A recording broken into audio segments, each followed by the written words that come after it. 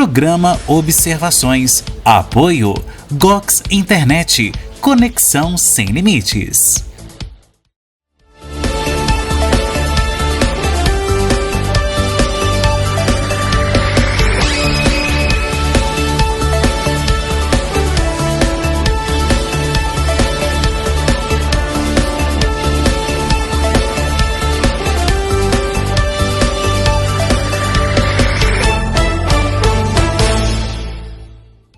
Diretamente do estúdio multiuso da HS Comunicação em Pará de Minas, programa Observações, com Henrique Silva. Olá, seja bem-vindo ao Observações. No programa de hoje nós vamos falar sobre os recentes investimentos do governo de Minas e também da Assembleia Legislativa do Estado nas cidades aqui da região Centro-Oeste. Tudo sobre o assunto você confere em instantes aqui no Observações.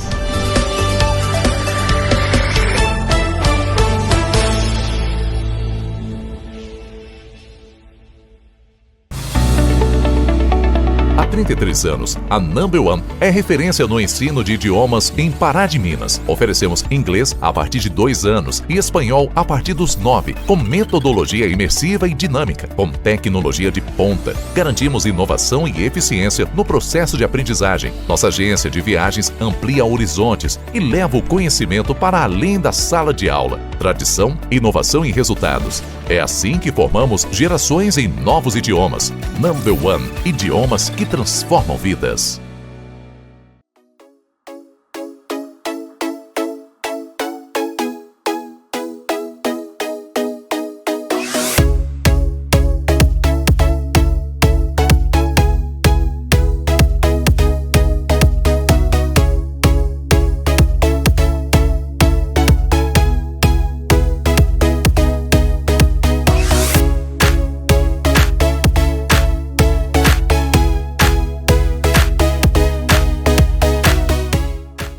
A qualidade e sabor da Churrascaria Nogueira está agora em 2 endereços em Pará de Minas. Com ambientes aconchegantes, modernos e confortáveis, a Churrascaria Nogueira oferece almoço, janta e rodízio de churrasco a preços acessíveis para você e toda a sua família. Faça já uma visita nas unidades da Churrascaria Nogueira, na Avenida Vereador Ronaldo de Castro Alves, 49, em frente à Câmara de Pará de Minas, e também no Shopping Fábrica Mall.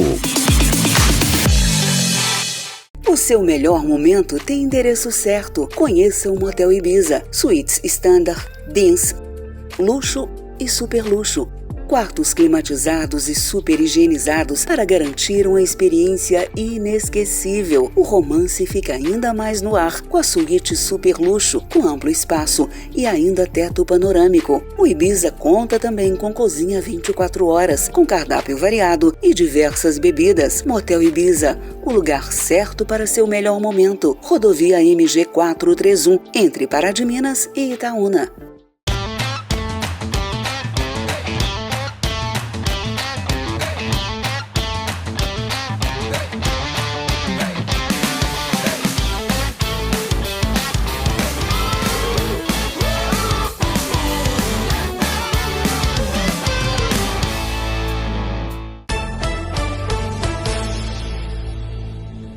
No programa de hoje nós vamos falar sobre os recentes investimentos realizados pelo governo de Minas e também pela Assembleia do Estado nas cidades aqui do Centro-Oeste de Minas. Bom, e nós também vamos falar sobre a situação fiscal do nosso estado, onde privatizações estão sendo colocadas à prova e também muitas emendas estão sendo enviadas para os municípios aqui da nossa região.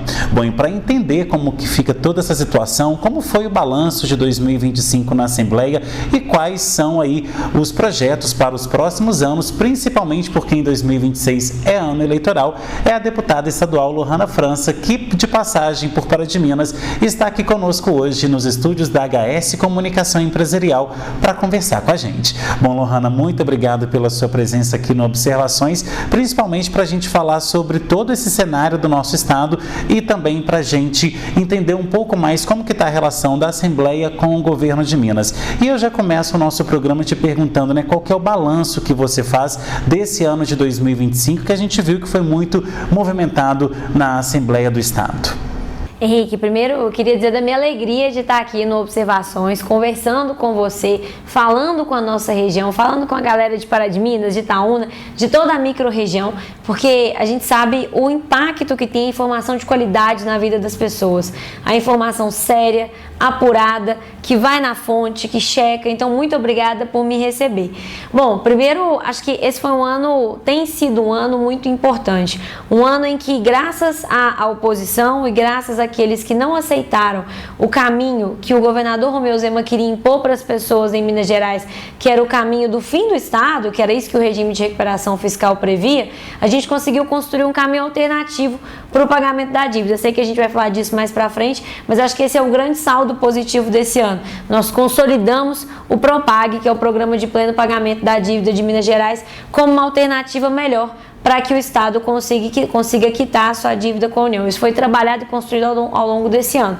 E agora, no fim do ano, a gente está votando os projetos que faltam para adesão ao PROPAG, com algumas coisas que a gente não gosta muito, como a tentativa do governo de privatizar água e saneamento, né, com a tentativa de venda da Copasa, e tantos outros aspectos que a gente tem enfrentado, mas para a nossa região, com vitórias importantes. Está na pauta de amanhã, e essa é uma informação exclusiva, a votação nas comissões de Constituição e Justiça e de Administração Pública, o nosso projeto da doação do Hospital Regional para a Universidade Federal de São João del Rei. Esse que é um passo fundamental para que o hospital se torne um hospital universitário e ajude a nossa região a fazer as cirurgias que a gente precisa.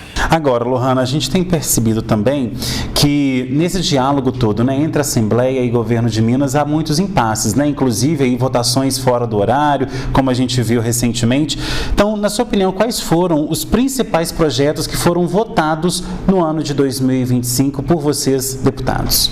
Eu tenho certeza que a gente deve chamar atenção para o pacotão do PROPAG, porque o que a gente tem no PROPAG, a forma como a gente fez essa discussão, ela vai ser norteadora de tudo o que vai acontecer em Minas Gerais daqui para frente.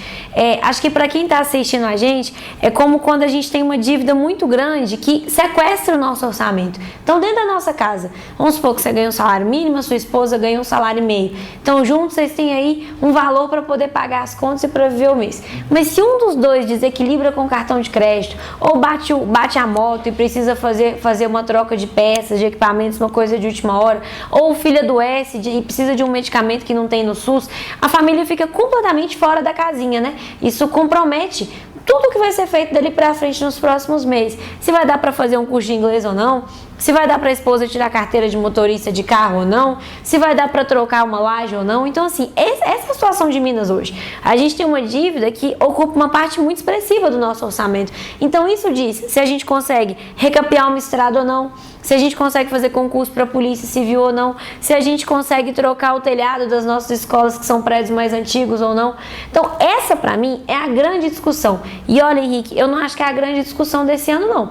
Eu acho que é a grande discussão dessa década, porque a gente está falando de uma dívida que tem mais de 30 anos e que todo mundo escuta desde criança que Minas Gerais está endividado, mas ninguém enfrentou essa questão adequadamente, como a oposição na Assembleia e o senador Rodrigo Pacheco, junto ao nosso presidente, o deputado Tadeu, escolheu enfrentar.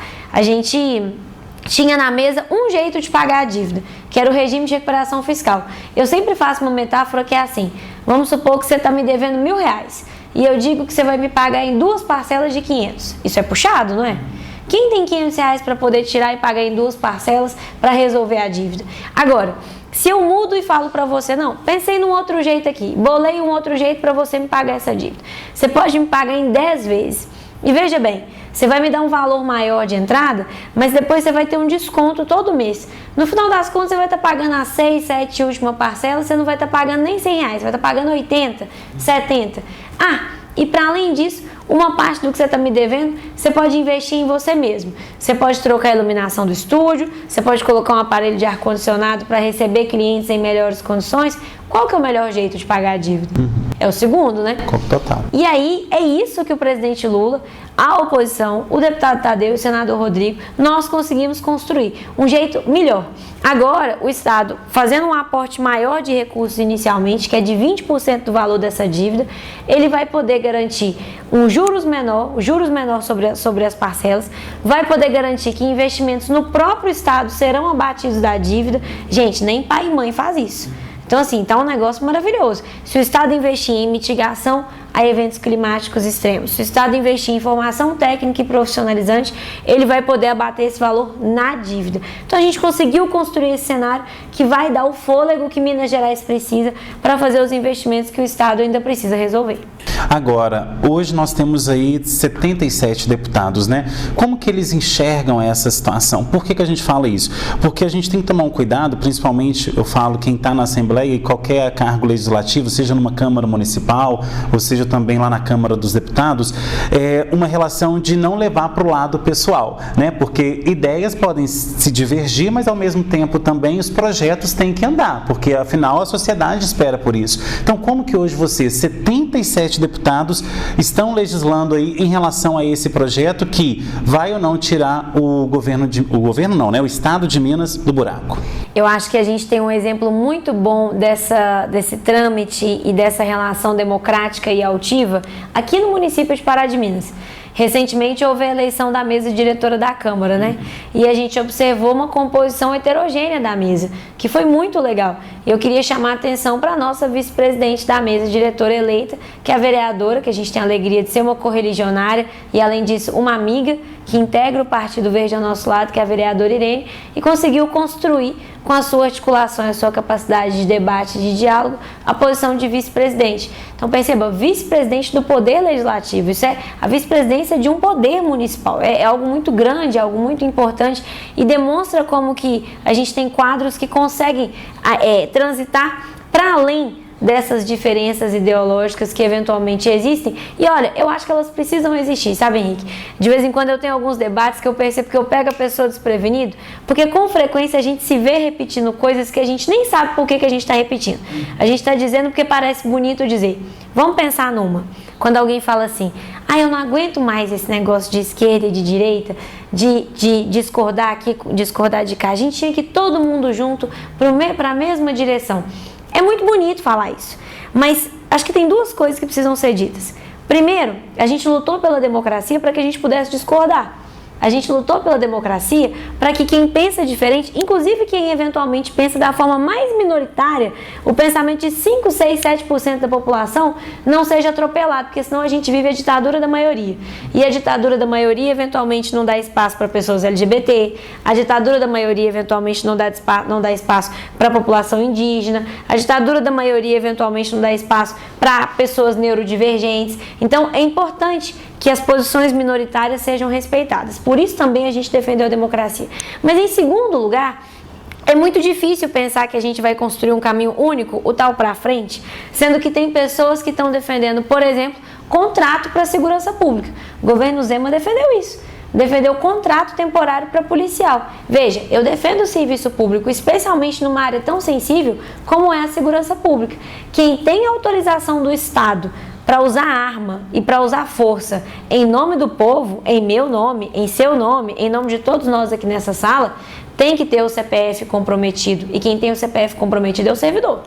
O servidor público responde no seu CPF até o último dia de vida nele por qualquer ato que ele fez em nome do Estado. Então, como é que eu vou caminhar junto, para frente, com quem defende esse nível de precarização da segurança pública? Não tem como. Então, que bom que a gente tem a opção de debater, de discordar e tudo mais. Dito isso, eu acho que exige muito da gente, exige muita reflexão, dar conta de fazer esses debates, dar conta de discordar, sem levar para o pessoal. Sem atacar a pessoa do Henrique ou a pessoa da Lohana, mas atacando sim, corajosamente e com o direito que a democracia deu pra gente, as ideias que a gente não concorda. Sim. Essas ideias, quando a gente não concorda, eu acho que tem que ser atacadas, dissecadas, penduradas, até porque a boa ideia sobrevive a tudo isso. Vamos pegar uma boa ideia que sobreviveu a tudo isso? O ProUni. O ProUni foi uma ideia que foi muito criticada. Tá colocando gente mal formada na universidade, tá enfiando qualquer um na universidade. Quando a ideia é boa, ela aguenta passar por esse processo. Ela aguenta ser dissecada de preferência em público. E aí ela sobrevive, ela é melhorada e os anos mostram que valeu a pena. Tá certo, então, Lohana, agora a gente faz um rápido intervalo. Na volta tem mais observações.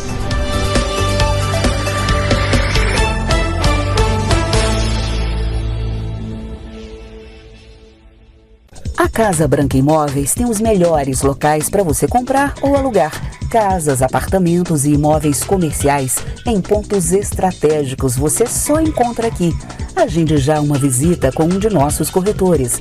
Casa Branca Imóveis, Rua Caxambu, 368, Bairro São Luís. Telefone 3236-4431. Vem pra Casa Branca! O seu melhor momento tem endereço certo. Conheça o Motel Ibiza. Suítes Standard, Dance, Luxo e Super Luxo. Quartos climatizados e super higienizados para garantir uma experiência inesquecível. O romance fica ainda mais no ar com a suíte Super Luxo, com amplo espaço e ainda teto panorâmico. O Ibiza conta também com cozinha 24 horas, com cardápio variado e diversas bebidas. Motel Ibiza, o lugar certo para seu melhor momento. Rodovia MG 431, entre Pará de Minas e Itaúna. A qualidade e sabor da Churrascaria Nogueira está agora em 2 endereços em Pará de Minas. Com ambientes aconchegantes, modernos e confortáveis, a Churrascaria Nogueira oferece almoço, janta e rodízio de churrasco a preços acessíveis para você e toda a sua família. Faça já uma visita nas unidades da Churrascaria Nogueira, na Avenida Vereador Ronaldo de Castro Alves, 49, em frente à Câmara de Pará de Minas, e também no Shopping Fábrica Mall.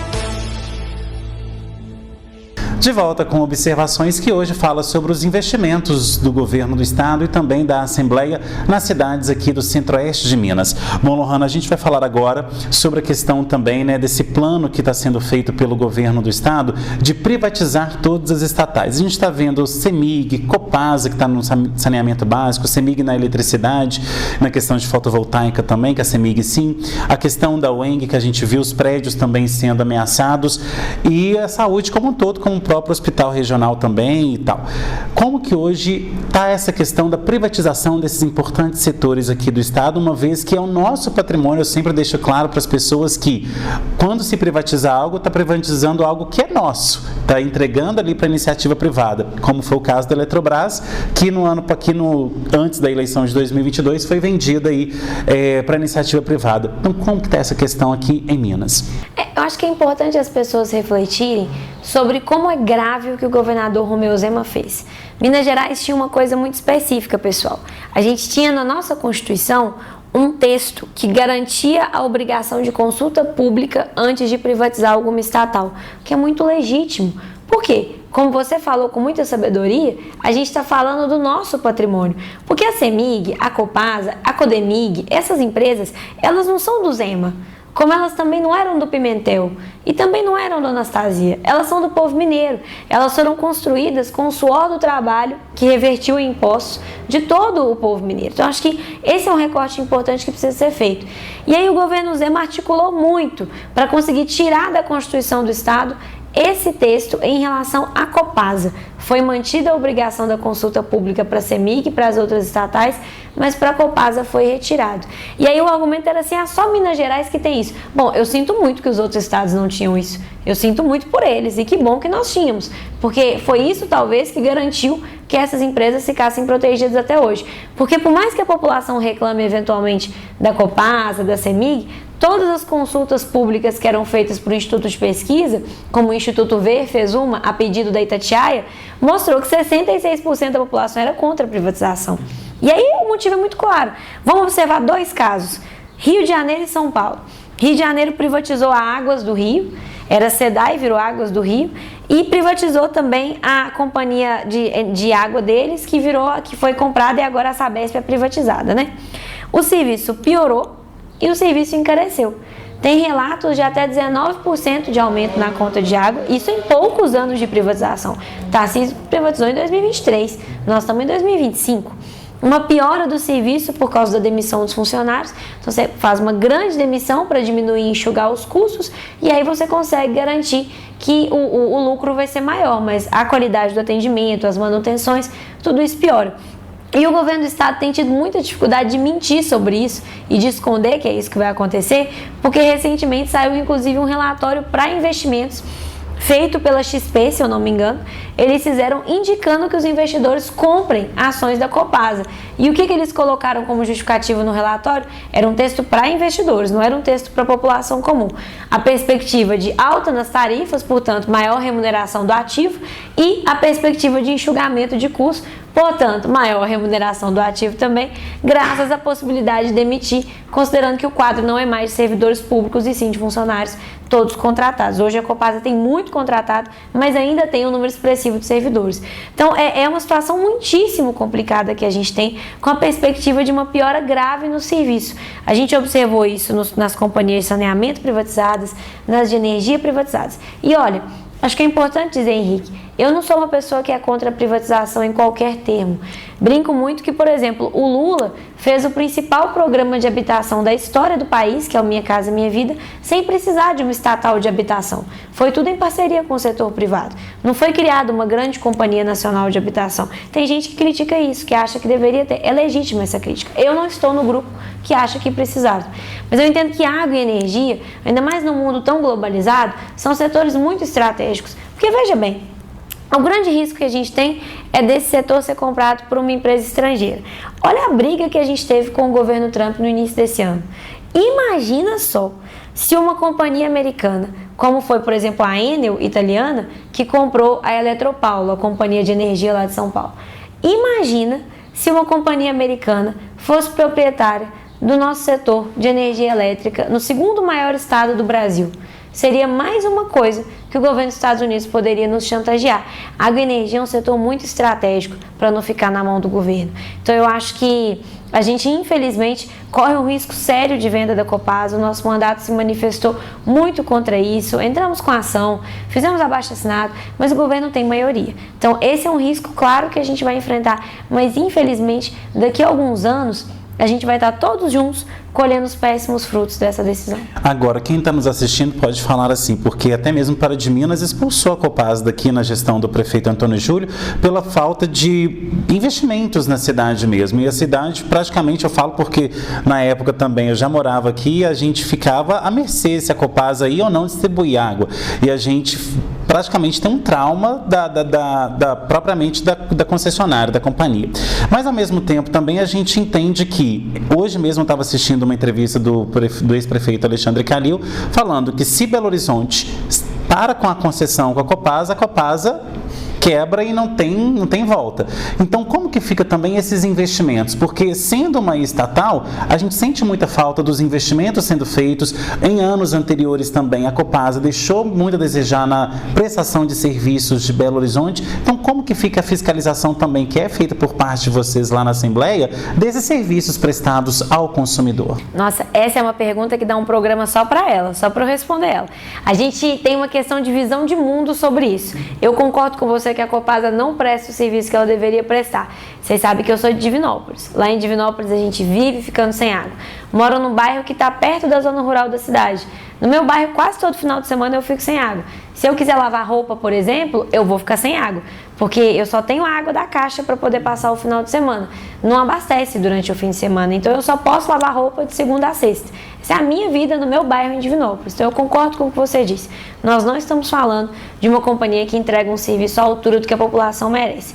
Mas aí tem um recorte interessante. A Copasa é uma empresa pública de capital aberto. E essa é uma coisa que, de partida, eu sou contra. Eu acho que a gente precisa ter ou empresas privadas ou empresas públicas. Essa coisa, esse Frankenstein da empresa pública de capital aberto, na minha opinião, não atende ao interesse da população. O que acontece? Quando isso foi criado lá atrás, é porque tinha um argumento de que o setor público não tinha dinheiro, não tinha capital para poder bancar todos os investimentos que essas empresas precisavam fazer. Só que, na verdade, eu vou usar termos muito simples, porque esse é um assunto muito técnico, mas, na verdade, a empresa pública de capital aberto passou a tratar as empresas como se elas fossem vacas de onde só se tira o leite. Você só tira o leite da vaca. Você não contrata um bom veterinário para ver a vaca, você não garante uns dias de sombra e água fresca para a vaca, você não faz um exame de sangue na vaca, não faz nada, só tira o leite da vaca e deixa a vaca lá no sol. Essa vaca vai aguentar? Não. Não vai aguentar. É assim que a empresa pública de capital aberto trata as suas empresas. Por quê? Esse modelo trata. Por quê? Os lucros que a Copasa dá, e a Copasa é uma das empresas mais superavitárias listadas em bolsa hoje, quase todo ano sai que a Copasa foi a primeira ou a segunda empresa que mais distribuiu lucros e dividendos. Os lucros que ela dá são todos redistribuídos aos seus acionistas. Eles são redistribuídos e não viram investimento. Então isso é um absurdo, porque a Copasa está lá batendo um recorde de lucro 2022, 2023, 2024, 2025 e não tem investimento, não tem troca de bomba, não tem ampliação de reservatório, não tem concurso público.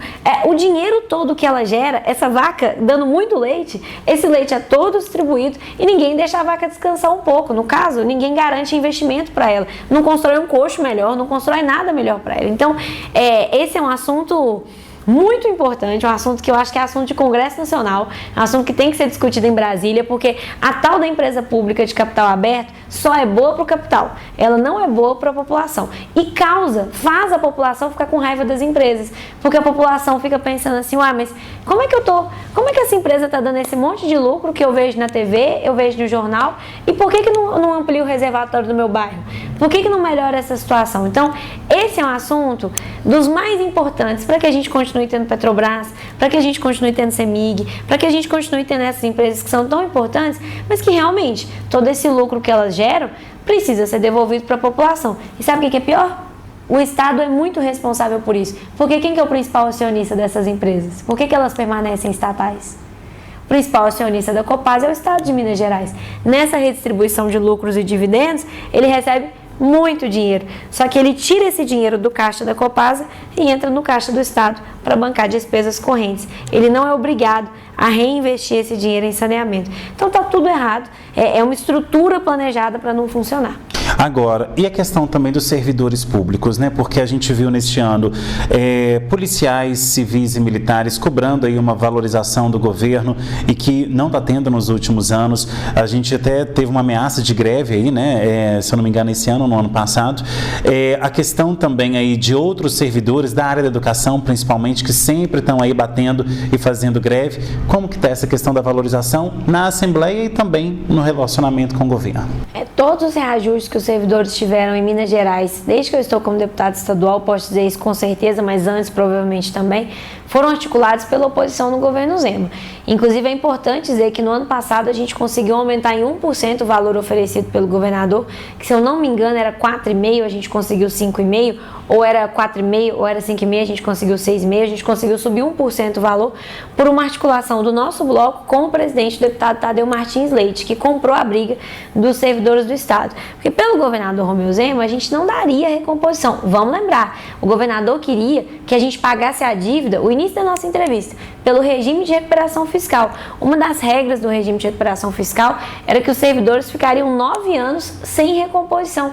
Gente, a inflação dos últimos 9 anos bate 47%. Quer dizer, se repetisse esse cenário pelos próximos 9, os servidores teriam uma perda real de salário de 47%, isso é metade. É como se você ganha R$2.000, a impressão fosse que você ganha 1.000, porque não dá para fazer nada. Então, assim, é uma situação muito degradante que o governo Zema tenta tratar os servidores. E é para expulsar eles do serviço público mesmo, é para que eles peçam a exoneração, seja por exaustão mental, psíquica, por não conseguir fechar as contas no fim do mês, ou aqueles que têm vocação de serviço público, mas percebem que tem uma outra oportunidade pagando melhor. Agora acabou de acontecer o concurso unificado do governo federal para várias áreas. A gente perdeu quadros importantíssimos do Estado que foram concurso de prefeitura pagando melhor do que concurso do governo do Estado. Não é nada difícil de ver hoje em dia. Então, é um cenário muito complicado e que coloca os nossos servidores numa situação muito difícil. Eu acho, Henrique, que a gente nunca vai dar conta de dar para o servidor o que ele quer e o que ele merece. Isso precisa ser dito. as solicitações que os servidores fazem são muito justas, mas são solicitações que eu não imagino o governo, inclusive governos progressistas, o presidente Lula não dá a recomposição que os servidores federais querem, não tem como. Mas eu acho que é preciso mostrar um mínimo de disposição para discutir, o mínimo de disposição para debater. O governo Zema, por exemplo, em relação ao pagamento do piso dos professores, eu entendo que eventualmente não dá, ainda mais nesse momento de endividamento, para você pagar o piso. Mas você tem que ter condição de estabelecer com o sindicato uma escala em que ano após ano você vai aumentar um pouquinho o tanto que você paga, tendo o compromisso de num ano X chegar ao pagamento do piso, inclusive costurando isso com o pagamento da dívida, à medida que o cofre público ficar mais aliviado pelo avanço no pagamento da dívida, poder avançar no recurso do pagamento do piso da educação, inclusive porque tem Fundeb para isso. Então, o que eu percebo é uma má vontade que é muito ruim e é muito típica de quem detesta servidor. Ok, Lohana. Bom, agora a gente faz mais um intervalo. Na volta, tem mais programa para você. Até já.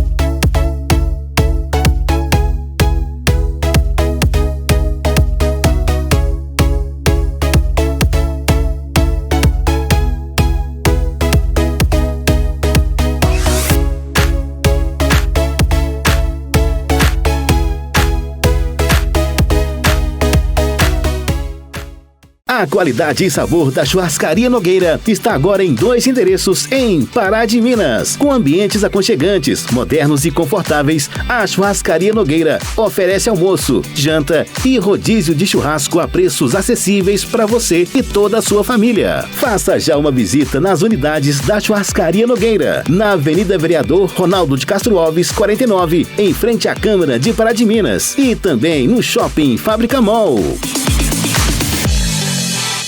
O seu melhor momento tem endereço certo. Conheça o Motel Ibiza. Suítes Standard, Dance, Luxo e Super Luxo. Quartos climatizados e super higienizados para garantir uma experiência inesquecível. O romance fica ainda mais no ar com a suíte Super Luxo, com amplo espaço e ainda teto panorâmico. O Ibiza conta também com cozinha 24 horas, com cardápio variado e diversas bebidas. Motel Ibiza, o lugar certo para seu melhor momento. Rodovia MG 431, entre Pará de Minas e Itaúna.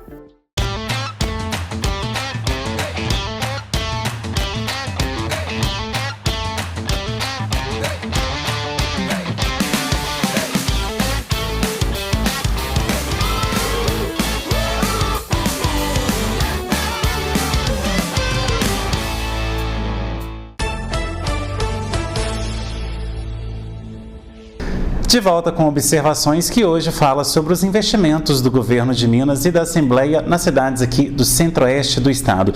Bom, Lohana, a gente vai falar agora sobre essa questão importante, né, dos investimentos. Pará de Minas, Itaúna, Nova Serrana e outros tantos municípios aqui da nossa região não tem um representante nem estadual nem federal para poder pleitear, né, a questão das emendas, assim, alguém realmente da cidade. Então acaba que as cidades ficam à mercê realmente disso. Então, qual que é a importância, você como deputada já há um bom tempo, percebe das pessoas votarem quem realmente soma para a cidade, quem está aqui contribuindo com as emendas, porque na última eleição a gente teve eleição em vários candidatos a nível federal e a nível estadual que nem sequer vêm para de Minas e nem sequer, ou Itaúna ou Nova Serrana, nem sequer se importam pelo que acontece na cidade. Então qual que é o seu panorama em relação a isso? Henrique, se você me permite discordar só um pouquinho, eu sou da região, porque eu sou de Itaúna. Estudei em Itaúna, me formei na escola em Itaúna, no 3º ano do ensino médio. A minha família está praticamente toda em Itaúna. Então, eu mais legítimo do que isso pela região, acho que não tem muito jeito, né? Só se eu tivesse casado em Itaúna. Fui estudar em Divinópolis por um motivo muito simples. Nós não tínhamos instituição pública em Itaúna para ensino superior. Eu não tinha o privilégio de poder pagar uma universidade, então fui aprovada na Universidade Federal de São João del Rei, estudei na cidade e pelo movimento estudantil fui candidata a vereadora, e hoje eu digo que eu sou das duas cidades, né? Eu sou de Itaúna e sou de Divinópolis. Então, são duas cidades que eu amo, são duas cidades muito importantes para mim. E a gente tem feito essa indicação de recursos para os municípios da nossa região, sempre da forma que a gente consegue construir com os nossos articuladores na cidade, que são os nossos olhos e os nossos ouvidos, e nos contam aquilo que está acontecendo de mais importante, as principais demandas que a gente tem. Então, eu citei, por exemplo, a vereadora Irene, quando a gente estava falando sobre essa capacidade de articulação que está acima de direita e de esquerda. Ela é uma pessoa que aqui em Pará de Minas aponta para a gente os caminhos. Então, graças a ela, por exemplo, a gente já conseguiu indicar mais de 300 mil reais para o Hospital Nossa Senhora da Conceição, para equipamentos e agora para custeio também. A gente teve a oportunidade de destinar um recurso para a Escola Estadual Padre Libério, onde eles estão adquirindo por 200 mil reais vários equipamentos de ar-condicionado. A gente está aqui no ar-condicionado e está maravilhoso, né? Porque está muito quente. Então imagine estudar nesse calorão os nossos adolescentes. Realmente isso é algo que prejudica a aprendizagem. Então a gente teve a oportunidade de fazer essa indicação também a pedido dela, por orientação e construção dela. Destinamos 110 mil reais para a Polícia Civil, para a compra de armamentos novos, que a gente sabe que é muito importante. Policial, o armamento novo falha menos, o armamento novo dá mais segurança. A gente não quer ver o policial em risco de jeito nenhum, né? Ainda mais com ele colocando a vida dele à disposição da nossa.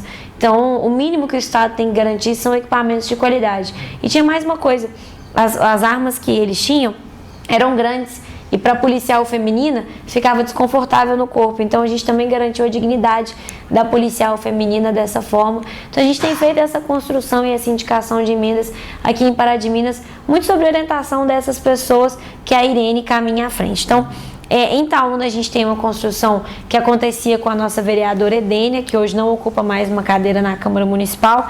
Ela decidiu traçar outro caminho para a vida dela, mas a gente fez indicações importantes e eu queria destacar uma que para mim é a mais legal e mostra muito como que a emenda ela pode transformar quando ela é bem aplicada. O Hospital Manuel Gonçalves é um hospital que atende muitas pessoas da nossa região, inclusive pessoas de Pará de Minas que eventualmente não conseguem um leito no Nossa Senhora da Conceição. E aí a gente recebe essas pessoas no hospital, mas todo mundo sabe que o Hospital Manuel Gonçalves anda mal das pernas financeiramente. Isso é uma coisa que é de praxe dos hospitais filantrópicos, né? Normalmente eles têm dificuldade de fechar as contas, mas o Manuel Gonçalves tem enfrentado isso com um pouco mais de força, essa dificuldade financeira. E aí quando eu visitei o hospital, eles me trouxeram, Lohana, nós tínhamos o deputado fulano que mandava emenda de custeio pra gente todo ano. Para quem está assistindo e não sabe o que é emenda de custeio é uma emenda super importante, ela é para pagar as contas mesmo, para ajudar com a folha, para ajudar a comprar medicamento, para ajudar a comprar insumo. Mas eu refleti e falei assim, eu não quero mandar só uma emenda de custeio, porque emenda de custeio, esse povo vai precisar de mim pelo resto da vida. Eu quero que as pessoas e as instituições se empoderem, caminhem com as próprias pernas, não sejam reféns politicamente de mim, sabe? Quem quiser votar em mim, vota em mim porque gosta do meu trabalho, porque eu represento alguma pauta, não porque depende de emenda minha para uma instituição funcionar. Isso é ruim demais, isso na minha opinião é quase clientelismo. E é uma coisa que a gente precisa rever em relação às emendas. E aí, eles me contaram que eles tinham um projeto para fazer uma usina fotovoltaica para o hospital, mas isso era muito caro. Essa usina custaria 3,5 milhões de reais, se eu não me engano, mas ela resolveria um problema. O Manuel Gonçalves gastava 80 mil por mês de conta de energia. Pensa o que é para um hospital endividado tirar uma conta de energia de 80 mil por mês. E aí eu falei assim, olha, eu posso parcelar? Brinquei com eles e eles falaram, pode. Então a gente fez isso. A Edênia construiu com uma grande articulação na Câmara Municipal para os vereadores indicarem as suas emendas impositivas, e aí a gente conseguiu uma parte do valor com os vereadores, e eu tenho indicado R$1 milhão por ano desde o início do mandato para que a gente consiga construir essa usina que agora está pronta e vai ser inaugurada mês que vem. Então eu fico muito orgulhosa porque se algum trabalhador do Manuel Gonçalves, se algum paciente quiser votar em mim, eu não quero que eles votem em mim, porque eles dependem da Lohana indicando uma emenda para que eles sobrevivam todo ano. Isso é função do deputado, pelo amor de Deus, é qualquer um. O deputado mais medíocre que seja vai indicar emenda.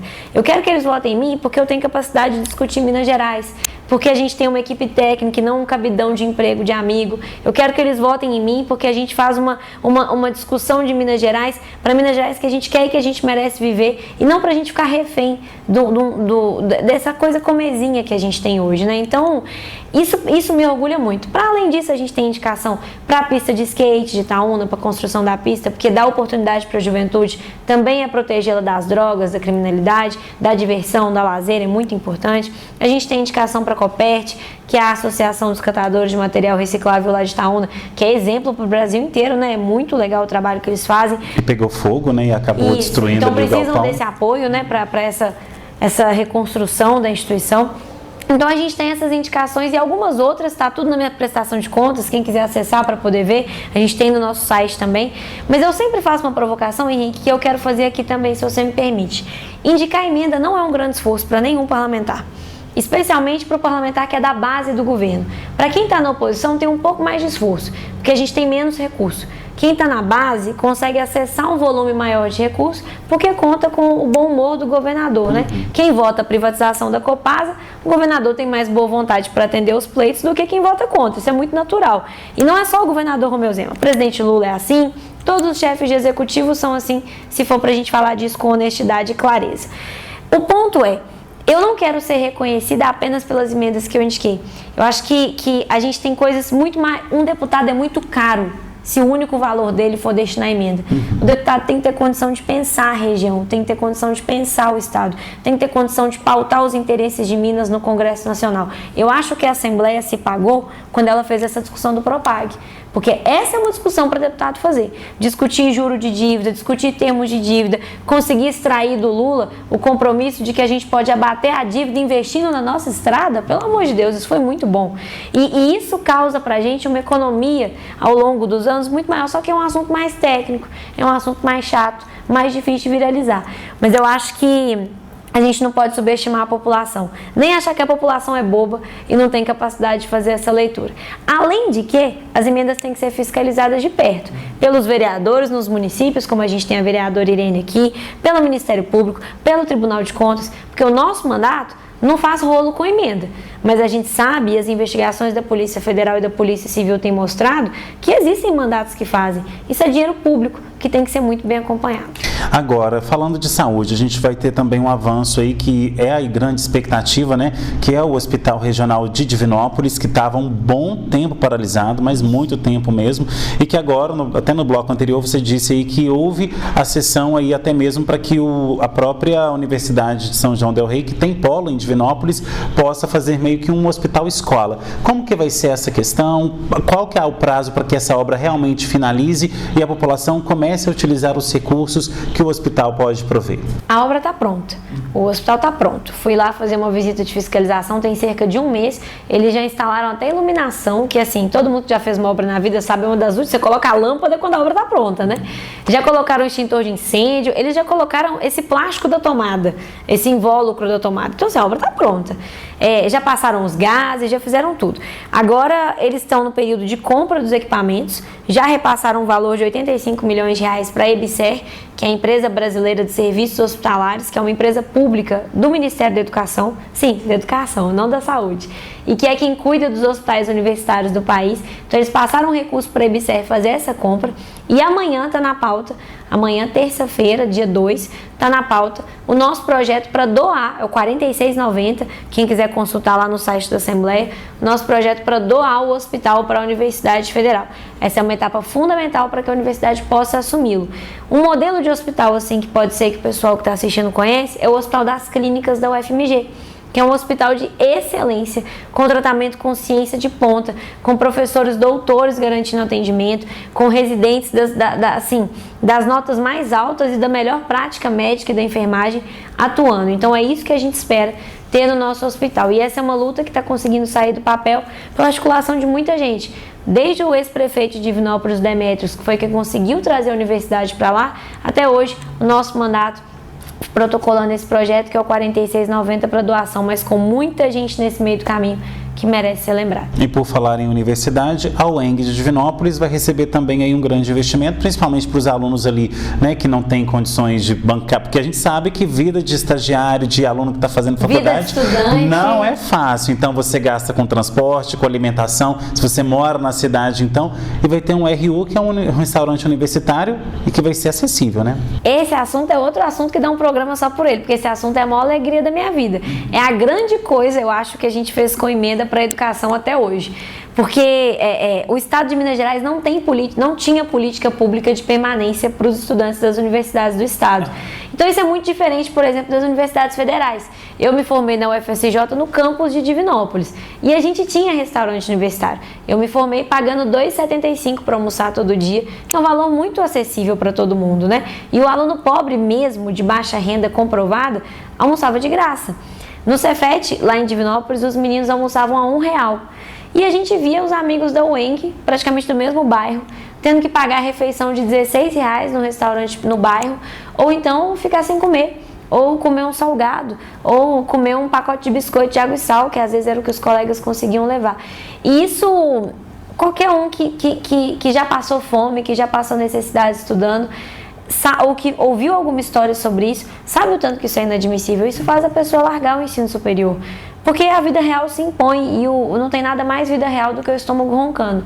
Então a gente conseguiu alterar, eu sou autora da lei de permanência, da alteração que colocou na lei o restaurante universitário, e também destinei a emenda para que a gente fizesse o restaurante lá em Divinópolis. Foram R$1.300.000, é um valor muito expressivo, mais R$200.000 para os equipamentos que a gente destinou também. A obra está a todo vapor, todo dia que você chega lá tem um monte de pedreiro trabalhando. Eu estou muito feliz porque a perspectiva é a gente entregar no primeiro semestre, por volta ali de abril. Então vamos ver se os trabalhadores vão dar conta de entregar nesse prazo mesmo, mas eu estou muito feliz e estou muito orgulhosa.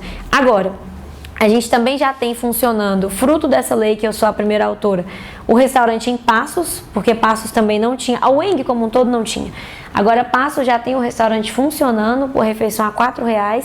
Divinópolis, Passos é a maior unidade, Divinópolis é a segunda, vai ser a segunda a ter o RU, e agora eu estou destinando mais R$1 milhão para a gente construir o restaurante universitário no campus de Ituiutaba. Bom, o nosso tempo está acabando. Quais são as suas considerações finais e o recado final aí para o nosso público? Henrique, eu quero deixar um beijo para todo mundo que assistiu o nosso programa, que compartilhou com a gente esse momento, que a gente abordou tantos assuntos, né? Assuntos técnicos, assuntos difíceis, mas assuntos que dizem respeito à nossa vida e, portanto, são do interesse de todo mundo que assistiu. Reforçar que o nosso mandato segue à disposição, seja através do nosso chefe de gabinete regional, que é o Maurício, seja através da nossa vereadora Irene, que é uma ponte importante com o nosso mandato. A gente está à disposição de todos e todas vocês para que a gente consiga garantir um atendimento cada dia melhor às demandas de Itaúna, de Pará de Minas e de toda a região. Certinho, então, Lohana, muitíssimo obrigado pela sua presença e volte mais vezes. Beijo. Bom, e obrigado a você também que assistiu ao Observações. Tem sugestão de pauta? Mande nesse e-mail, programa obs@gmail.com.